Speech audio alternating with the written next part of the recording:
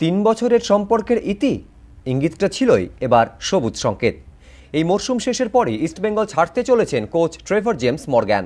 এবার লাল হলুদের সঙ্গে পাকাপাকি বিচ্ছেদ। ইস্টবেঙ্গল ছাড়ার পর ব্রিটিশ কোচ সম্ভবত পাড়ি দেবেন ভিয়েতনাম বা সিঙ্গাপুর। এএফসি কাপে সিঙ্গাপুরের যে ক্লাবকে হারিয়েছিল ইস্টবেঙ্গল, সেই ট্যাম্পাইন্স রোভার্সে যোগ দেওয়ার প্রস্তাব রয়েছে তার কাছে। প্রস্তাব রয়েছে ভিয়েতনামের একটি ক্লাবের কাছ থেকেও। কোথায় যোগ দেবেন এখনও মনস্থির করেননি। ক্লাব কর্তাদের প্রতি চূড়ান্ত ক্ষোভের কারণেই এই সিদ্ধান্ত, জানিয়েছেন মর্গ্যান। গত 3 বছরে সুপার কাপ, ফেডারেশন কাপ সহ বেশ কয়েকটি খেতাব এনে দিলেও আই লিগ এখনও অধরা। তবু মর্গ্যানের পারফরমেন্সে অসন্তুষ্ট ছিলেন ক্লাবের কর্মকর্তারা। এমনকি ফুটবলারদের ব্যর্থতার দায়ও তাঁর ঘাড়ে চাপানো হচ্ছিল বলে অভিযোগ। যদিও মর্গ্যানের এই সিদ্ধান্তের প্রেক্ষিতে ইস্টবেঙ্গলের তরফে কোনো প্রতিক্রিয়া জানানো হয়নি।